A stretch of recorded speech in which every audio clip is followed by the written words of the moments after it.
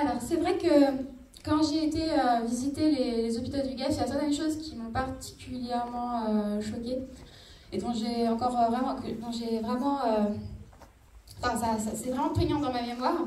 Alors, c'est les échanges que j'ai pu avoir avec les différents personnels, où il y a des mots très forts, notamment sur... quand je parle de mal-être, c'est vraiment à tel point que certains m'ont évoqué des envies de suicide. Alors voilà, ils essayent de tenir jusqu'au bout, mais finalement, ils ont tellement le sentiment d'être maltraitants qu'ils ont le sentiment de trahir leur vocation. Et en fait, pour montrer jusqu'à quel point va la maltraitance, à quel point elle va jusque dans les petits détails, entre guillemets, j'ai été marquée par le fait notamment qu'il y avait un manque de draps, par exemple. À tel point qu'en fait, les soignants me disaient qu'ils se retrouvaient obligés de garder les mêmes draps d'un patient à l'autre. Ce qui montre à quel point finalement cette maltraitance institutionnelle va jusqu'à des petites questions matérielles.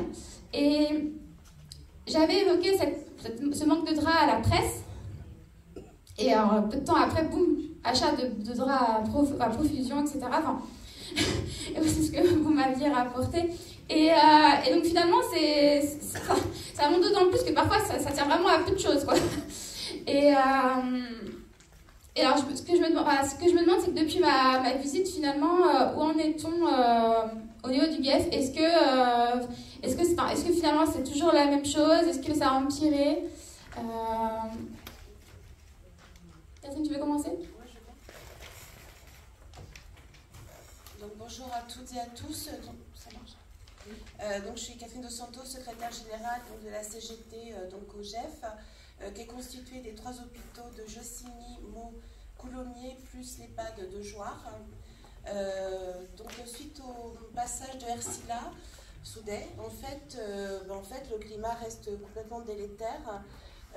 Nous avions pris beaucoup de précautions quand nous avons reçu Ercilla, parce qu'on a une direction qui est très, très pointilleuse et qui vérifie tous nos faits et gestes. Et donc on a dû prendre des précautions assez particulières pour l'accompagner.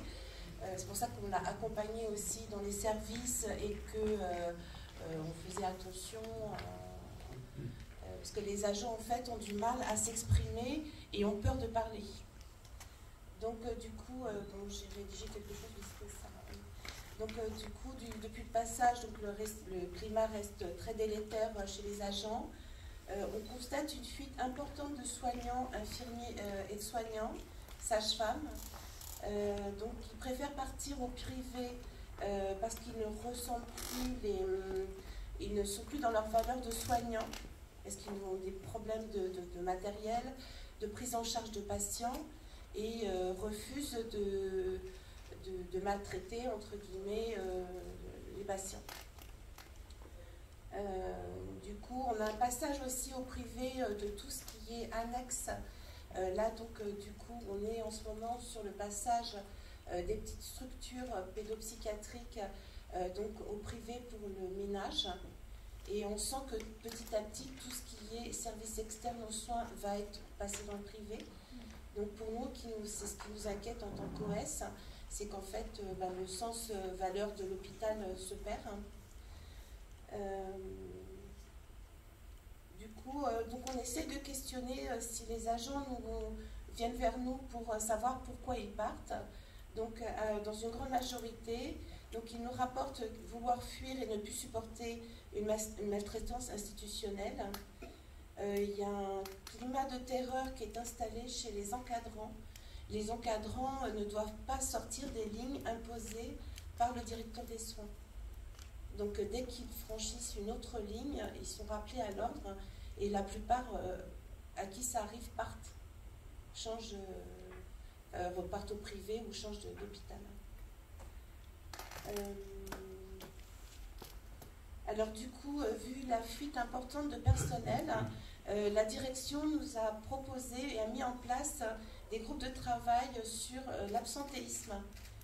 Donc en fait, on nous demande, nous, aux OS, donc il y a Force ouvrière, CGT, CFDT et face, de trouver des solutions ou d'apporter des aides pour qu'ils découvrent pourquoi les gens sont absents. Donc, je voudrais croire qu'on leur donne que des petites pistes et qu'on les laisse travailler. Et lorsqu'ils nous font des rapports, hein, en fait, il n'apparaît que nos solutions. Voilà. Ensuite, il y a aussi un groupe de travail par rapport à la qualité de vie au travail qui a été mis en place par un médecin, donc chef de service service des urgences. Donc ils sont en train de travailler pour le bien-être au travail. Et en fait, les premières solutions a été la mise en place d'un atelier de massage de pieds et donc un concours de talent. En fait, rien qui n'a à voir avec le soin, sachant que si vous assistez à une séance de massage de pieds, il n'y aura aucun soignant, parce que les soignants sont tellement peu nombreux dans les services qu'ils n'iront pas à ces massages et qu'ils n'auront pas l'autorisation d'y aller. Donc on va retrouver que des gens de la direction ou des secrétariats. Mais bon, nous, ce qu'on déplore, c'est que ces groupes de travaux ne sont pas conjoints, c'est-à-dire qu'on n'a aucun lien et on ne peut pas échanger. Donc nous avons demandé à participer à ces groupes de QVT et bon, jusqu'à ce jour, nous n'avons pas été invités. Ensuite,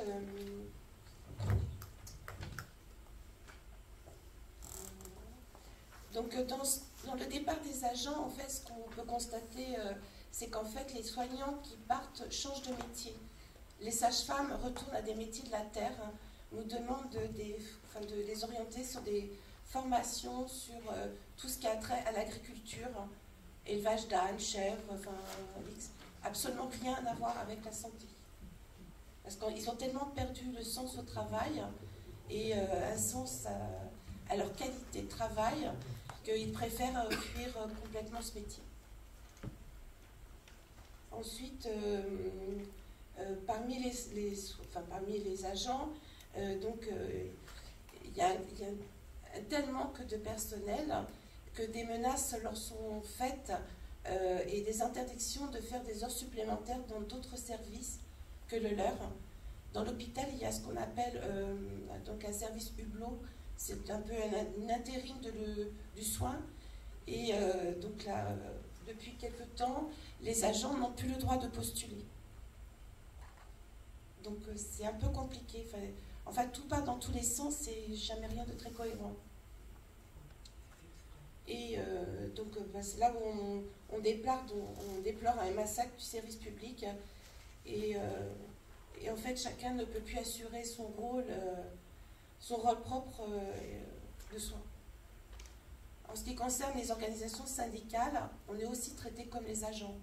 Donc on est des partenaires sociaux, mais de très loin. On nous informe vraiment à la dernière limite de tout ce qui est mis en place. Là, récemment, je rebondis sur ce que donc, Madame le maire disait sur l'offre de pédopsychiatrie. C'est qu'en fait, on a eu, il n'y a pas très longtemps, un rapport des pédopsies sur le GEF.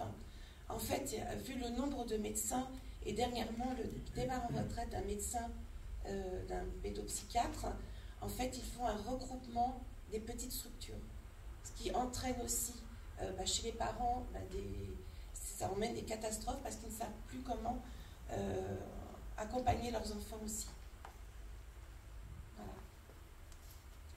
Et en ce qui concerne les organisations syndicales, on a été obligé récemment de faire un tribunal administratif, donc un référé de droit et liberté, parce que mon collègue si présent, on lui refusait ce qu'on appelle ces absences, ces ASA, en fait, c'est des absences spéciales.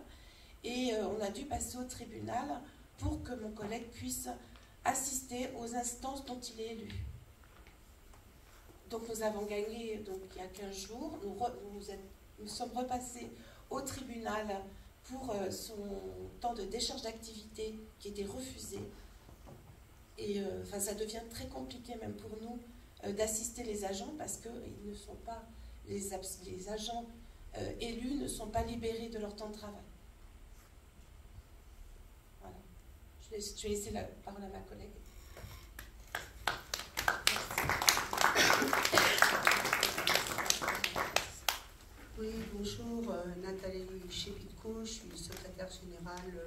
syndicat Force ouvrière. Alors je tiens à préciser que là pour l'instant je n'interviens pas sous l'égérie de mon syndicat puisque nous ne faisons pas de politique, mais vraiment pour défendre la santé et les agents du GEF. Alors concernant le groupe sur l'absentéisme, c'est quand même une obligation de l'ARS, en particulier les groupes QVT. Donc le GEF, ils mettent en place des tas de groupes qui sont des coquilles vides, où on blablate beaucoup, où il n'y a aucune solution d'apporter, où lorsqu'on apporte des solutions, nous avons, enfin mon syndicat a fait un tableau sur deux thèmes, tout de suite on nous dit ça on aurait pu le faire nous-mêmes, d'accord, faites-le. Nous avons beaucoup insisté sur le fait que le manque de communication était le principal problème majeur au sein de cet établissement. Par exemple, les agents sont rappelés tout le temps sur leur repos, menacés, ne sont pas au courant. Récemment, avec l'externalisation du ménage central, on a dit à une ASH, donc un agent des services hospitaliers de psychiatrie, le vendredi à 16h45, tu viens rendre tes clés, lundi tu ne travailles pas dans ton service. Donc, inutile de dire que l'agent a été complètement bousculé, qu'elle travaille depuis de nombreuses années dans ce service de psychiatrie, où elle est partie prenante de l'équipe, où elle fait les repas, où elle débarrasse les tables, faire la vaisselle. Alors, en plus dans ce service-là, il n'y a plus de lave-vaisselle. Donc maintenant, ce sont les infirmiers qui, au détriment de leur travail avec les patients et de leurs ateliers thérapeutiques ou de leur sortie, font la vaisselle et mettent au chauffe le repas 3/4 d'heure avant. Et ça, il y en a tous les jours. En ce moment, 2 fois par semaine, notre organisation syndicale écrit au directeur et à tous les intervenants. Pour seule réponse, nous vous demandons d'éviter ce genre de mail et de vous adresser directement aux personnes concernées. Sauf qu'on adresse aussi aux personnes concernées. Et en tant que directeur de l'hôpital, nous estimons, d'ailleurs toutes les OS, qu'il se doit d'être informé de ce qui se passe. Alors effectivement, l'encadrement, moi au départ, je suis cadre de santé. Je suis en plein syndical depuis une dizaine d'années maintenant. J'ai quitté mon métier parce que j'étais en psychiatrie. C'était trop. On a affaire en plus à des médecins qui n'ont pas cette culture maintenant de psychiatrie. On a une médecin psychiatre qui avant était dermatologue, un autre qui était avant radiologue, donc on fait une spécialisation, voilà. Donc les patients ne sont pas traités correctement sur le plan chimiothérapique, ce qui fait qu'ils développent une grosse agressivité. Et là, c'est le personnel soignant qui se retrouve confronté à des patients agressifs, mais faute de traitement. Ce n'est pas des gens dangereux, hein. C'est des gens qui ne sont pas soignés. Vous avez mal aux dents, si on ne vous donne pas ce qu'il faut pour calmer votre douleur, vous allez péter un câble, quoi, pour n'importe quoi, effectivement. Donc on a des gens qui sont blessés, qui sont même en arrêt de travail pendant de longues années, qui sont mis du coup à la retraite d'office, des jeunes infirmières qui changent effectivement de métier. Ça, on en voit tous les jours, des infirmières qui disent non, et des aides-soignantes d'ailleurs, non, on ne peut plus, on va faire autre chose. Et même dans le privé, on ne peut pas, c'est pas possible, parce que dans le privé, c'est pas mieux, hein. C'est pas mieux. Ils sont payés à coups de lance-pierre aussi, on leur donne beaucoup de primes, mais comme on est en plein dispositif de retraite, le salaire de base, il n'est pas. Une ASH, on lui a proposé d'être prise par la société de biodétoyage à 1 200 € par mois pour faire 35 heures par semaine, le ménage dans 4 L de patients handicapés. Donc voilà, notre directeur est très méprisant, il est même quelquefois insultant. Oui. Il peut dire des gros mots, comme on dit. Lorsqu'on soulève un sujet qui le titille un peu et qui le dérange beaucoup, et ben du coup il dit qu'il va supprimer des postes. et qu'il dira au personnel que ce sont les organisations syndicales qui le poussent à faire ça. Lorsque nous voulons faire une enquête sur les risques psychosociaux, voilà, ok, je fais l'enquête, je supprime 11 postes d'ASH. Et vous irez expliquer au personnel pourquoi. Donc à chaque fois, on est pris un peu entre deux feux, en se disant, bon, on va essayer d'agir pour le personnel, mais il faut le protéger quand même. Donc en gros, on n'arrive pas à faire notre taf. Et en plus, comme disait ma collègue, on n'a plus personne, puisque tout le GEF est passé en 12 heures, quasiment, à l'issue du Covid. Les personnels sont volontaires, puisque maintenant, avec la flambée de l'essence, il y en a qui habitent à 40 ou 50 km, et ils veulent être de moins en moins dans l'hôpital. Donc 12 heures de travail, c'est vrai que ça génère plus de récupération. Sauf que là, comme il manque du personnel, les récupérations, ils ne les ont pas. Alors, soit ils viennent travailler en heures supplémentaires, ou soit ils sont rappelés sur leur repos. Ils sont rappelés aussi la veille au soir à 19 h en disant bah, écoute, on n'a pas beaucoup d'activités dans le service, aujourd'hui, demain tu ne viens pas. On a une vie privée, la nourrice elle est prévue, la cantine, etc. Bah, demain tu ne viens pas. Ou alors bah, tu viens et puis bah, il n'y a pas beaucoup d'enfants en pédiatrie, donc tu rentres chez toi. Tu as travaillé 2 heures, tu rentres chez toi.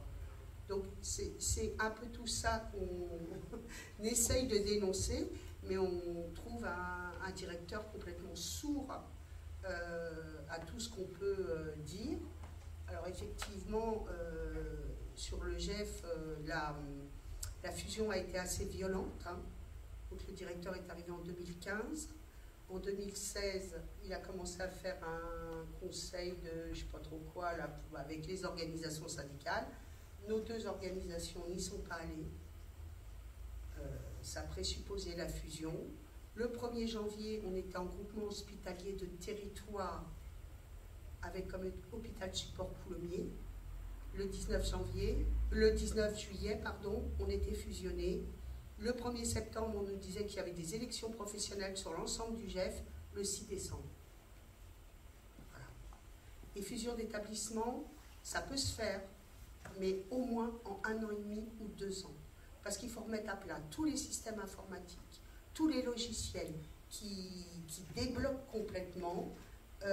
Il faut remettre à plat plein de choses, ça se prépare. Et une identité hospitalière pour les soignants, c'est important. Et maintenant, on se retrouve avec des services qui sont fermés d'un côté, mais spécialisés dans un autre site. Et du coup, les patients qui avaient l'habitude de se faire opérer à Coulommiers, par exemple, ben, ils sont obligés d'aller à Marne-la-Vallée, ou alors de faire des consultations à Marne-la-Vallée ou à Meaux, pour se faire opérer dans l'un des 3 gros sites du GEF. Et tout ça au mépris, mais au mépris total de la population. Donc voilà, si vous avez des interrogations, des questions, on en a plein, des anecdotes, plein, ce serait trop long à vous dire. On va écrire un livre, je pense, hein, Catherine, c'est vrai, hein, on va écrire un livre. Bon, vous savez aussi que les instances ont été regroupées. Maintenant, c'est le CSE, donc avant on avait le CTE, le comité technique d'établissement, et le comité d'hygiène, de sécurité et des conditions de travail. Donc tout ça, ça a été regroupé. Il y a 4 réunions obligatoires par an. Je vous garantis que le directeur il va faire 4 réunions par an. Hein. Même si on lui demande des réunions extraordinaires entre-temps. Bon, maintenant, on a la chance avec l'UFAS d'être majoritaire, donc on va pouvoir réclamer des choses. Mais certaines OS ont été très compliantes avec la direction. Et du coup, c'est compliqué pour nous qui avons envie de bosser, quoi, tout simplement. De remonter un peu... voilà. C'est tout ce qu'on a à dire. Bon, enfin, on en dirait encore beaucoup, mais bon, on vous laisse aussi la parole si vous avez des expériences malheureuses. Voilà. Merci.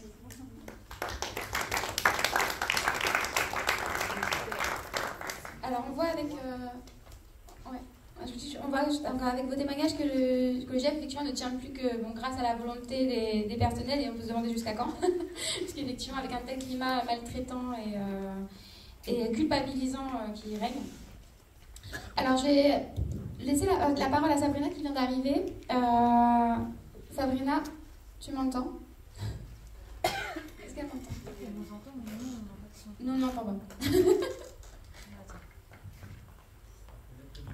Je crois qu'il va mettre un micro près du... C'est comme la dernière fois, ça...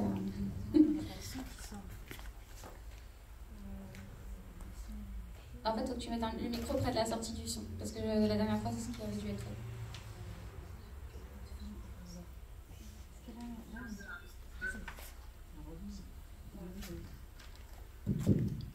C'est la technique.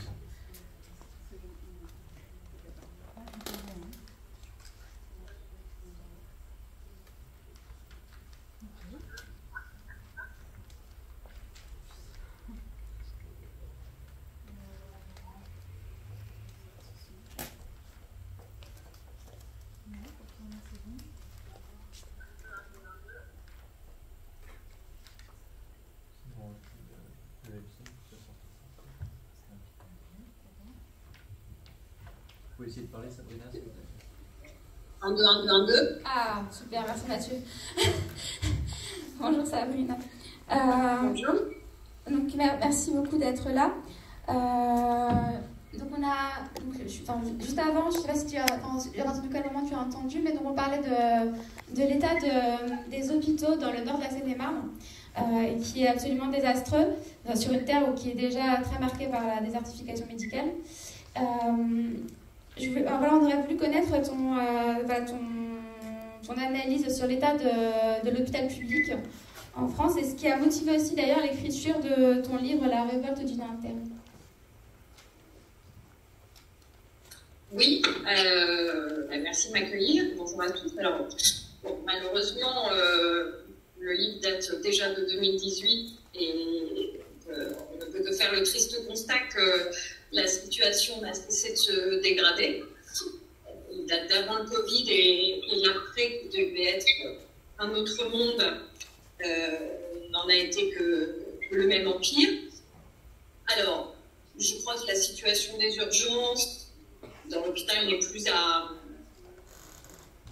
la seule, comme il a été quelque temps à cristalliser le mal-être de la société, puisque ça s'est propagé littéralement à toutes les structures de soins.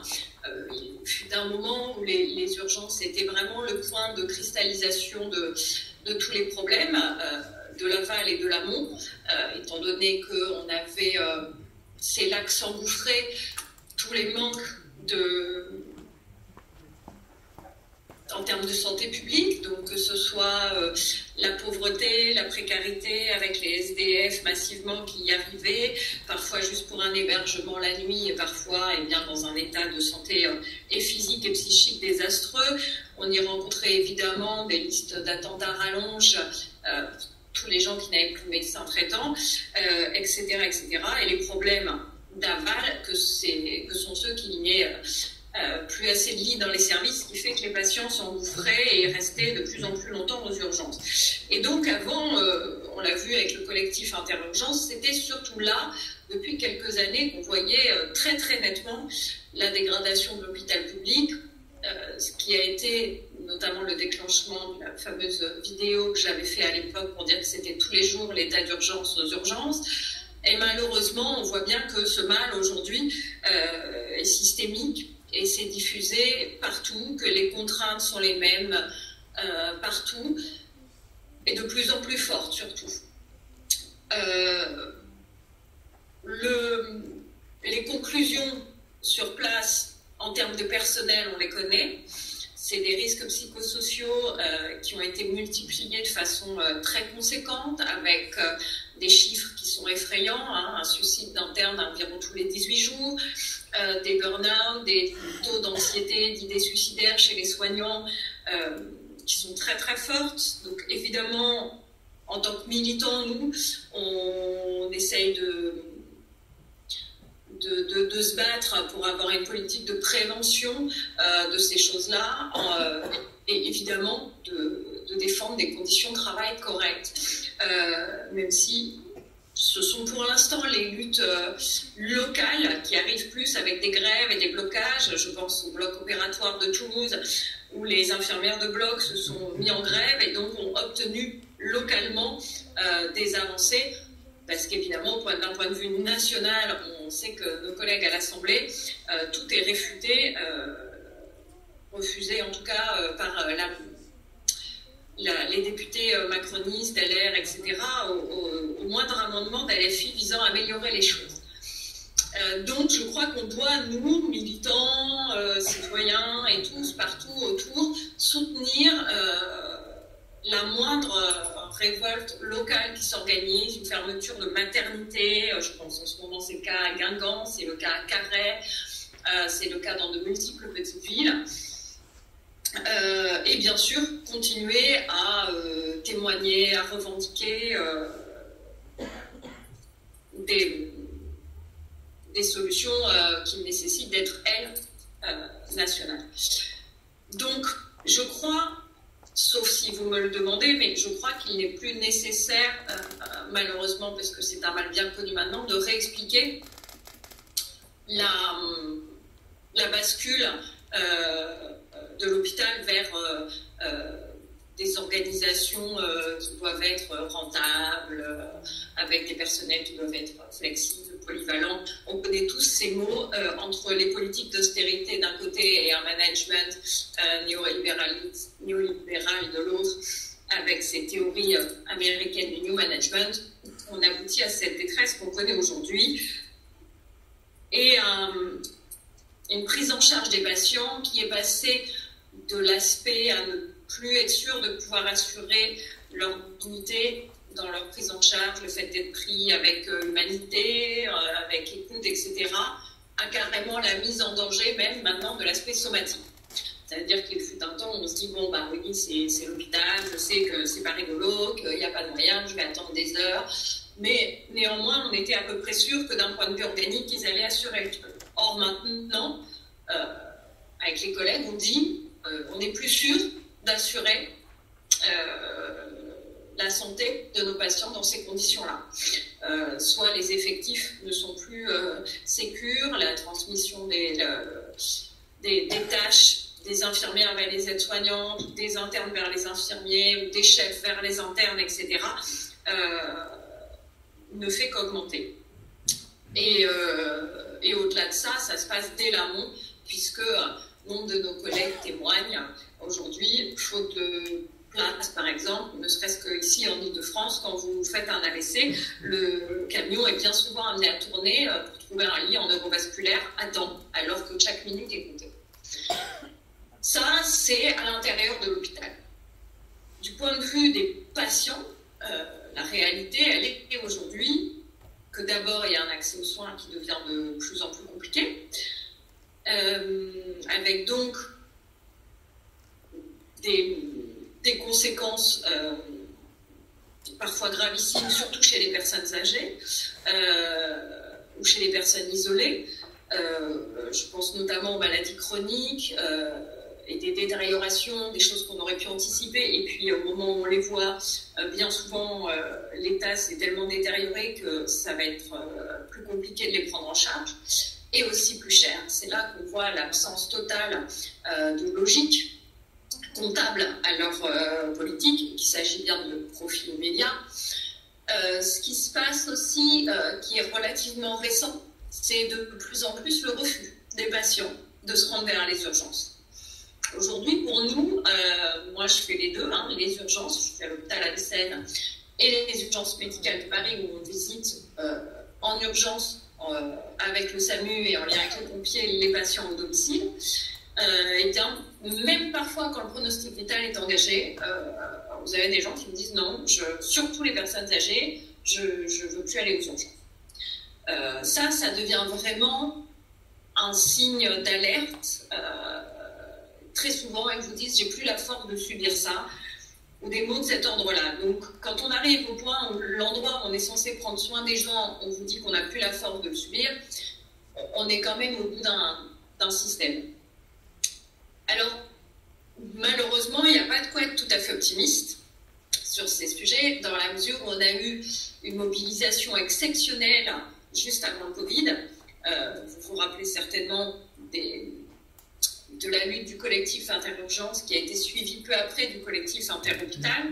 Ça a été la première fois sous la Ve République qu'ont été en grève en même temps 354 services d'urgence sur le territoire, ce qui est énorme.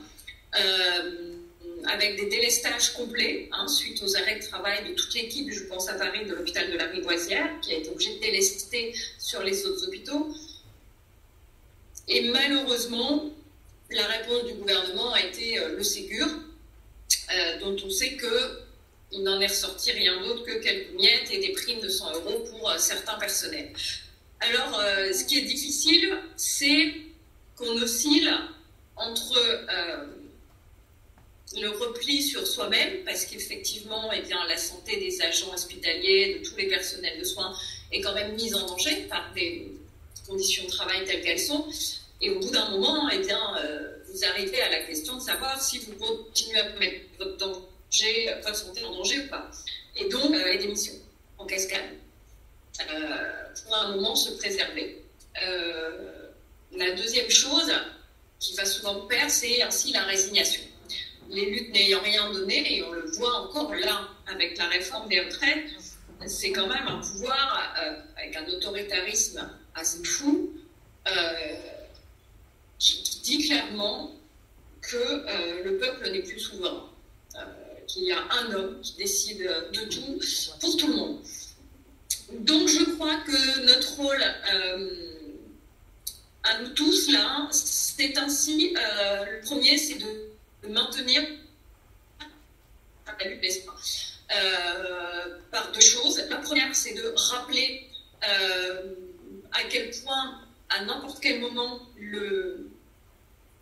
les braises peuvent redevenir feu, comme c'est le cas en ce moment, hein. Ça fait quand même 12 semaines que la lutte ne s'arrête pas. Et donc entretenir cette flamme-là, toujours, et de continuer à éduquer. Non en expliquant, toujours en comprenant les mécanismes et en expliquant que l'idée c'est d'aller vers une privatisation de la santé, que non, on ne sera pas mieux soigné dans le privé que dans le public.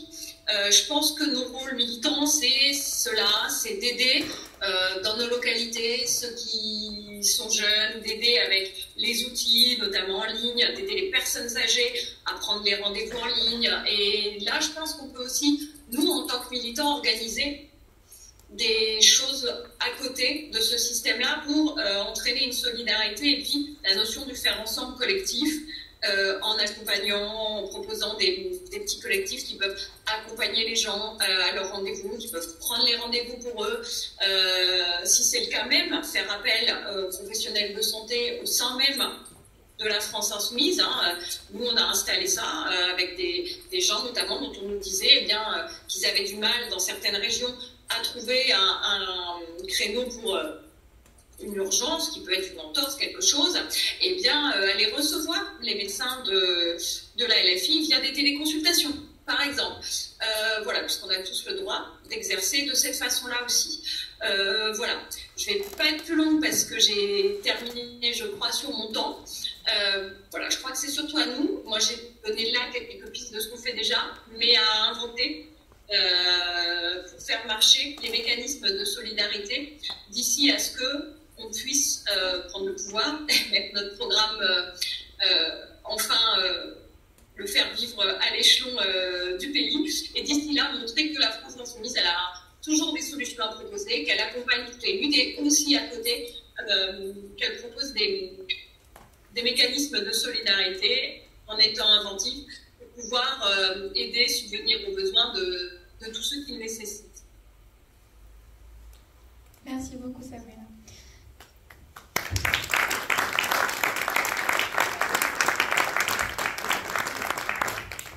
Alors c'est vrai que pour donner un exemple très concret sur le fait que le moindre amendement qu'on propose est toujours retoqué, c'est vrai qu'on a proposé pas mal d'amendements, notamment pour revitaliser l'hôpital. On a proposé de nombreux amendements, par exemple, d'aller puiser dans les super profits. Moi, par exemple, j'avais défendu un amendement justement sur le fait d'aller puiser dans les super profits des concessionnaires d'autoroutes, en prouvant à quel point il y avait de l'argent à aller récupérer là-bas et qu'on pouvait l'utiliser à de meilleures fins. Et effectivement, ça a été retoqué de suite sans discourir davantage. Et de façon générale, donc cette lutte pour l'hôpital public en fait rejoint globalement la lutte pour tous nos services publics, hein, qui effectivement il y a un vrai travail de casse et de privatisation qui est à l'œuvre.